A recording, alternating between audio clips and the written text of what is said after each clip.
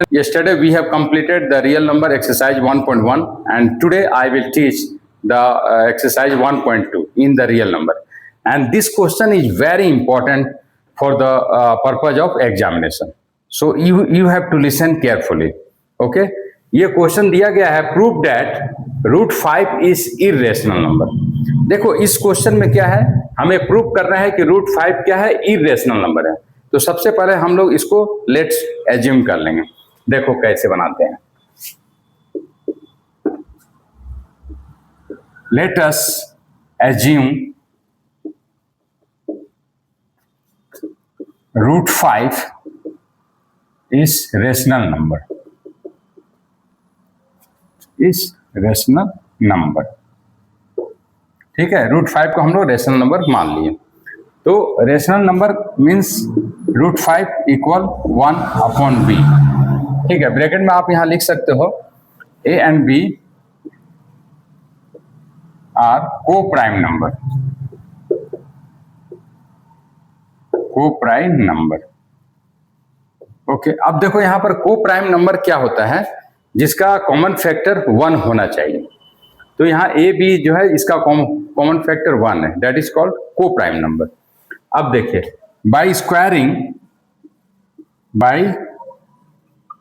Squaring अगर कर देंगे दोनों तो क्या होगा, root 5 equal a square b square. ठीक है, that means 5 a square b square हो गया। ठीक है, अब यहाँ क्रॉस मल्टीप्लिकेशन अगर हम करते हैं तो यहाँ हो जाएगा 5b स्क्वायर, सॉरी ए स्क्वायर। इसका मतलब ए स्क्वायर इज डिविजिबल बाई 5, क्योंकि ये ए स्क्वायर यहाँ 5 से डिविजिबल हो जाएगा। तो लिखेंगे यहाँ ए स्क्वायर इज डिविजिबल बाई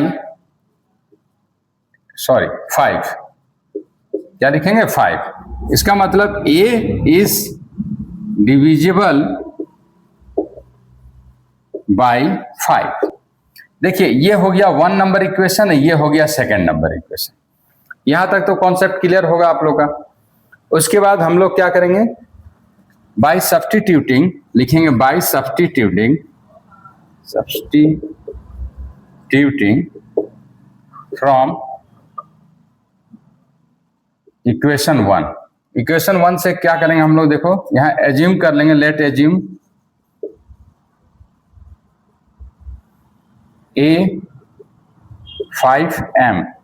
यहां आप ब्रैकेट में लिख सकते हो for some integer, for some integer. तो यहां देखो ए स्क्वायर इक्वल टू है 5b स्क्वायर, तो यहां ए बराबर 5m है, तो यहां क्या लिख सकते हैं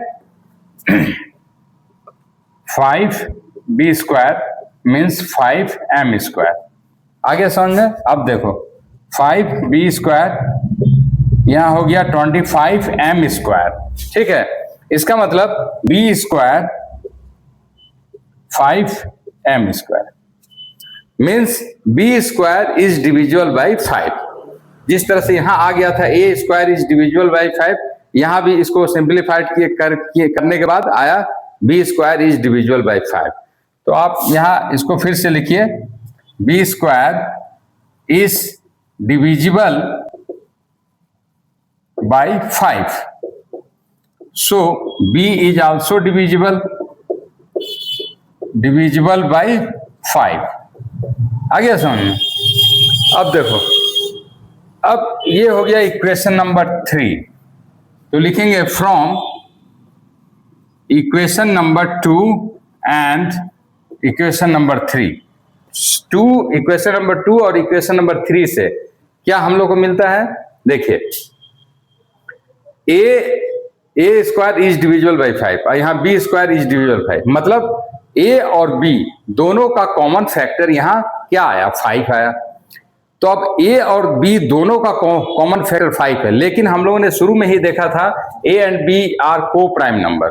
को प्राइम नंबर का मतलब है कि उसका कॉमन फैक्टर 1 होना चाहिए, लेकिन यहाँ पर ए और बी दोनों का कॉमन फैक्टर 5 आ रहा। इसका मतलब यहाँ लिखेंगे क्या, from 2 and 3 it contradict our supposition. It contradict our supposition. ठीक है, so it is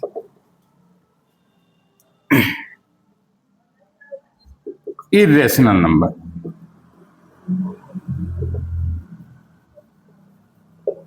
That means hence proved root 5 is irrational number. Irrational.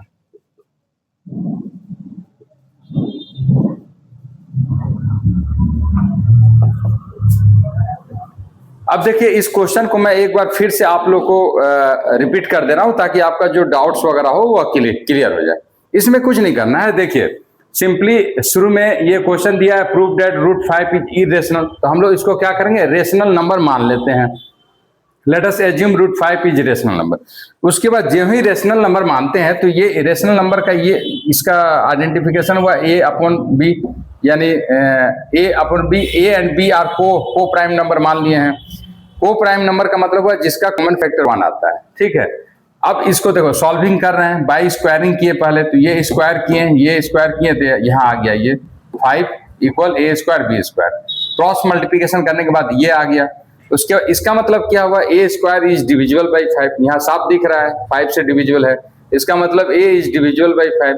उसके बाद बाई सब्सटीट्यूटिंग फ्रॉम 1, ये 1 को अगर सब्सटीट्यूट यहाँ कर रहे हैं, let's assume a equal to 5m, मतलब फॉर सम इंटीजर, तो यहाँ ए स्क्वायर था, ए स्क्वायर 5b स्क्वायर, तो यहाँ पर 5b स्क्वायर या 5m स्क्वायर, इसको जब तोड़ेंगे तो आ गया 25m square.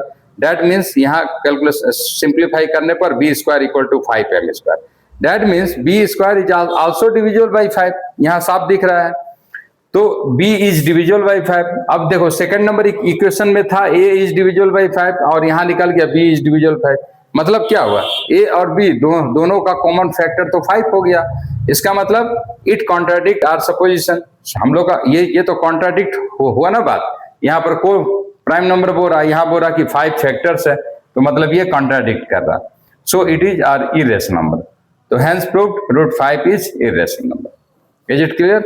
Thank you. Write down.